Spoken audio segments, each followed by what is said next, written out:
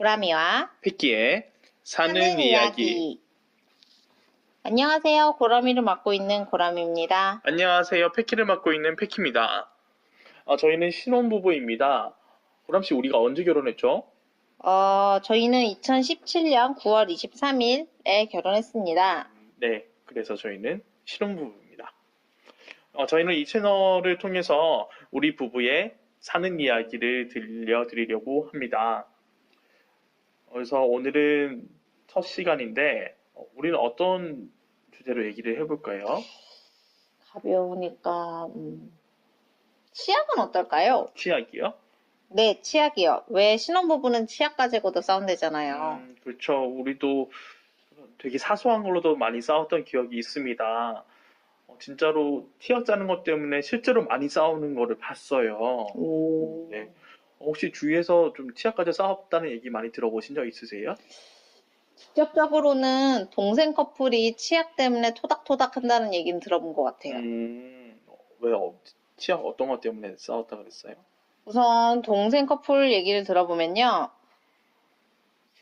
동생의 여자친구는 치약을 끝에서부터 짜는 편인데 제 동생은 치약을 가운데부터 짜더라고요. 그래서 짜는 방향이 달라서 싸웠다? 싸운 건 아니고 그런 게 조금 의견이 달라서 충격을 받았다 이런 얘기는 들었어요. 그렇죠. 그럼 고라미는 어디부터 짜는 걸 좋아하나요? 저는 새 치약의 경우는 가운데를 짜는 걸 좋아해요. 새 거를 탕진하는 기분이랄까? 가운데를 짜는 걸 좋아한다. 그렇죠. 저는 가만히 생각해 보면은 어디를 짜는지는 그렇게 중요하지 않은 것 같아요. 앞을 누르든 뒤를 누르든 나오기만 하면 되는데 저는 나오는 양이 더 중요한 것 같아요.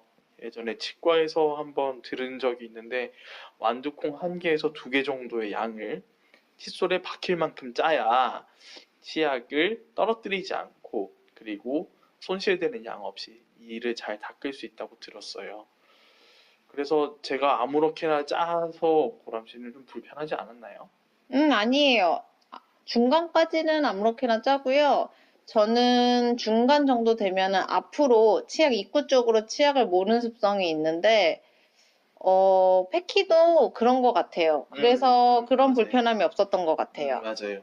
저도 치약 머리 쪽으로 치약을 좀 모아놔줘야 나중에 짤 때 좀 한꺼번에 깔끔하게 짜지니까 그래서 그런 부분은 좀 고람이랑 비슷해서 우리는 아마 치약 짜는 거 가지고 싸웠던 경험은 없는 것 같아요. 그렇죠? 네, 맞아요. 그리고 저도 치약을 많이 치약에 가득 담는 타입이 아니라서 어쩌다가, 그러니까 주로 패키가 이렇게 치약을 짜주거나 저도 짰을 때 제가 조금 안 눌러서 치약이 떨어진 적은 몇 번 있었지만 그래도 양 때문에 너무 많네 적네 이런 얘기는 없었던 것 같기도 해요. 맞아요. 근데 저는 갑자기 치약을 생각해 보니까 치약을 그 치약 담는 통에 어떻게 놓는 방향인가 그게 좀 달라서 저는 혼자서 당황했던 적이 있었어요. 제 기억에 고라미는 치약을 담는 통에 치약 꼬리 부분이 통 아래쪽으로 향하게 꽂았는데 저는 치약 머리 부분이 치약통에 딱 들어가서 세워지는 거를 더 좋아하거든요. 근데 고라미는 늘 머리 쪽을 위로 향하게 놓더라고요. 무슨 이유가 있었나요? 저도 물어보지는 않았어요. 저희는 치약을 도자기통 같은 데다가 전에는 넣고 사용했는데요. 그 도자기통 같은 경우는 매일 도자기통 안을 씻질 않다 보니까 물이끼가 껴있는 걸 봤어요. 그런데 그 물이끼 끼는 데다가 그 칫솔이래.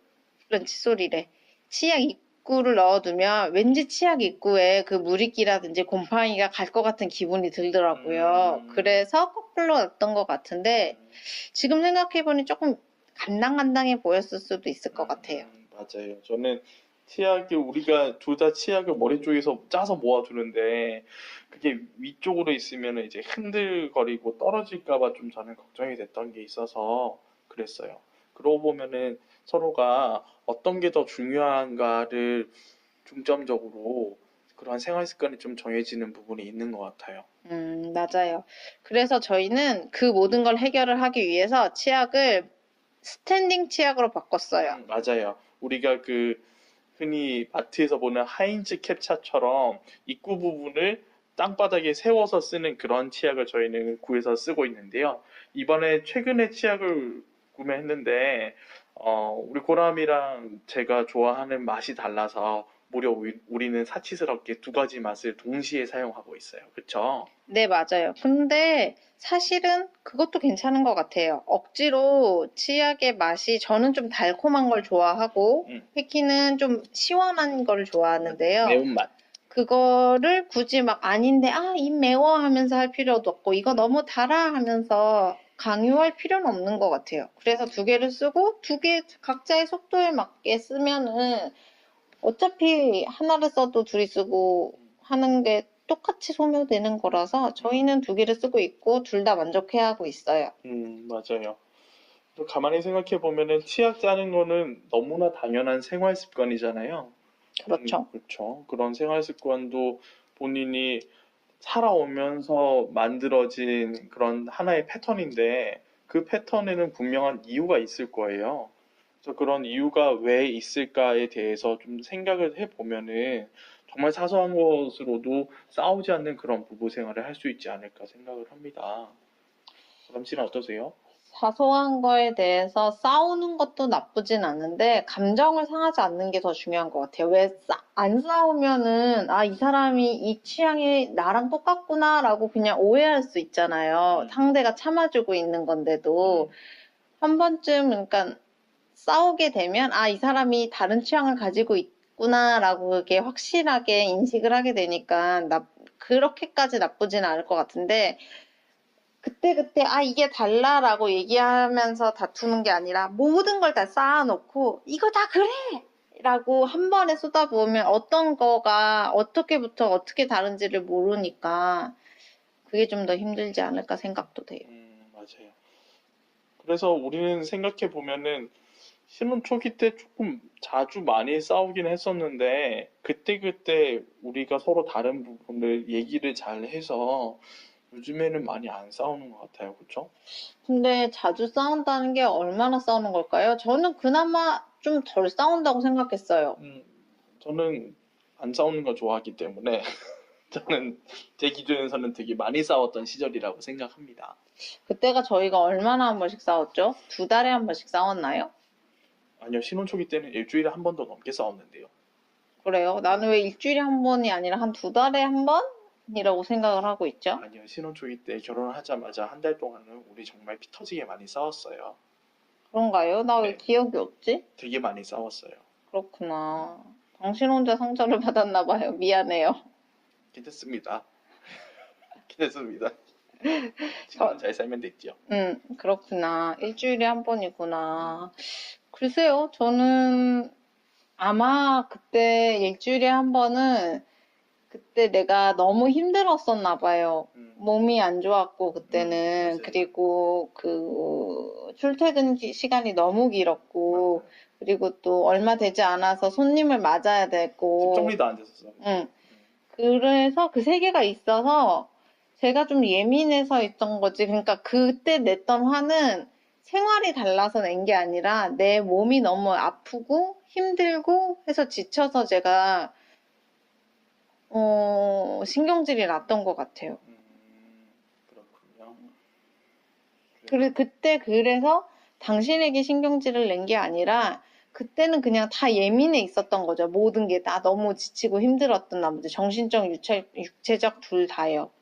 그래서 저는 그 시절에 당신에게 생활이 달라서 화를 낸 적은 없는 것 같아요. 힘들어서 그랬지. 당신이 힘들면 저는 깨져도 되는 건가요? 아니에요. 그건 아니죠. 분명히 다른 게 있어서 그랬을 거예요.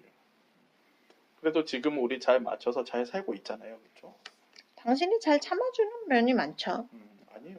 당신도 되게 센스 있게 내 부족한 면을 좀 잘 얘기를 해주고 이해해주는 면이 있기 때문에 우리는 그나마 예쁘게 잘 살고 있는 부부처럼 살고 있는 것 같습니다. 그렇군요.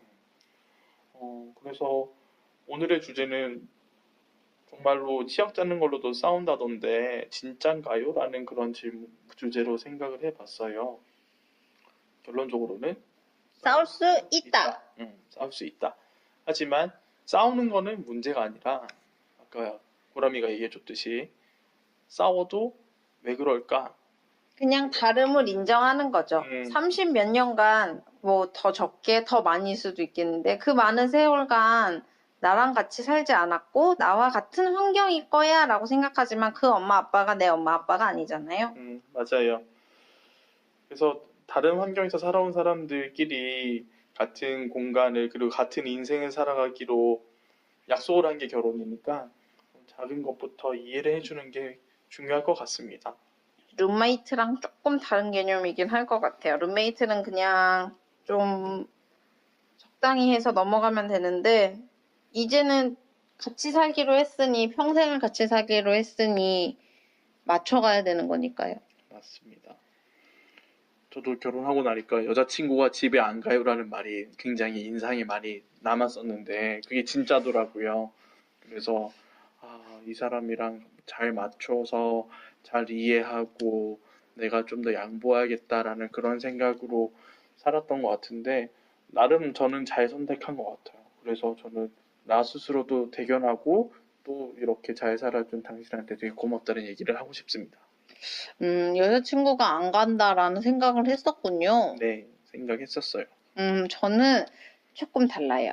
이 얘기는 다음 시간에 하겠습니다. 네, 다음 시간에 하겠습니다. 그러면은 오늘의 고라미와 패키의 사는 이야기 여기서 마치겠습니다. 안녕.